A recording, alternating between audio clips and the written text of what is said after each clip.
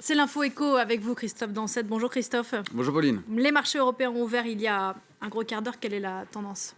Tendance à la baisse, le CAC 40 ouvre en repli de 0,49%, le DAX en baisse de 0,6% et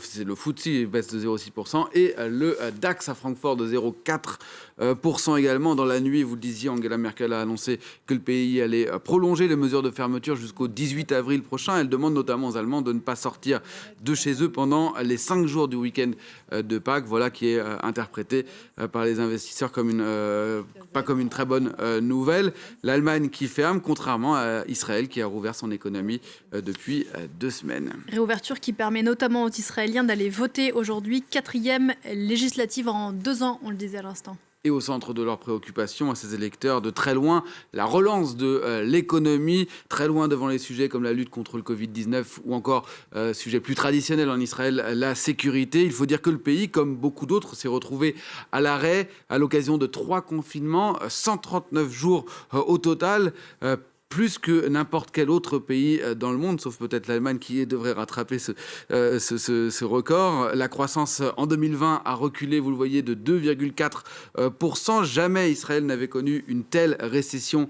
dans sa jeune histoire. Un taux de chômage qui a bondi à plus de 16%. Mais désormais, avec une campagne de vaccination qui n'a nul autre exemple dans le monde, les Israéliens espèrent un retour rapide à la normale. Les explications d'Alexandra Kareni. Comme un air de la vie d'avant.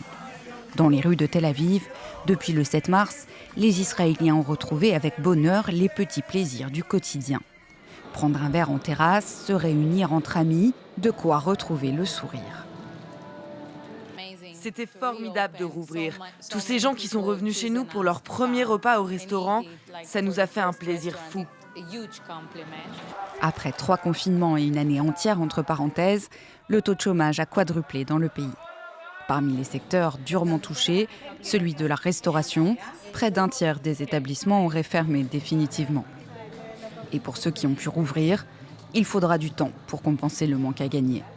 Les touristes étrangers représentent une part importante des recettes et nul ne sait encore quand ils reviendront. En Israël, c'est grâce à la vaccination que l'économie s'ouvre à grands pas. Un habitant sur 2 a déjà été vacciné, alors personne ne s'offusque ici de devoir présenter un passeport vert pour aller au théâtre, au cinéma ou à un concert.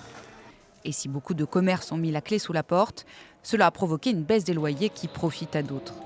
Le salon de coiffure d'Elia Roy, c'est 2 fois moins cher que celui qui louait et n'avait plus les moyens de payer.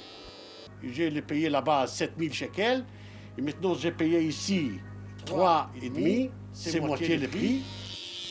D'autres en Israël ne connaissent pas la crise. La high-tech, grande spécialité du pays, a même engrangé une hausse des investissements. Le commerce du diamant a, lui, vu ses exportations augmenter de plus de 21%, mais aussi les télécommunications ou l'agroalimentaire, autant de secteurs qui ont permis au pays de tenir. Retour en France, Christophe, l'organisation Reporters sans frontières dépose plainte contre Facebook. L'ONG accuse le réseau social de Mark Zuckerberg de pratiques commerciales trompeuses. Contrairement aux engagements officiels de Facebook, RSF estime que le groupe permet toujours la prolifération massive de messages de haine et de fausses informations. Elle cite notamment en exemple les nombreuses menaces de mort qui visent certains des journalistes de Charlie Hebdo ou bien la diffusion l'année dernière du documentaire complotiste Hold Up.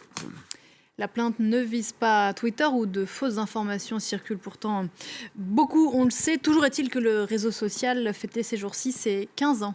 Et pour l'occasion, son fondateur, Jack Dorsey, a décidé de vendre son premier tweet aux enchères. Et est-ce que vous avez une idée, Pauline, de combien il a pu le vendre, ce tweet ?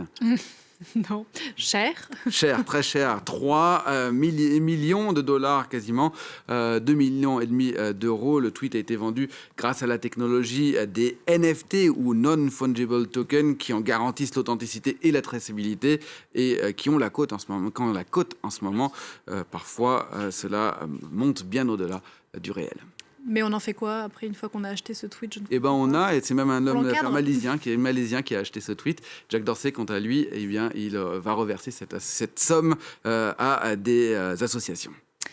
Voilà, merci beaucoup. Merci Christophe. C'était l'info éco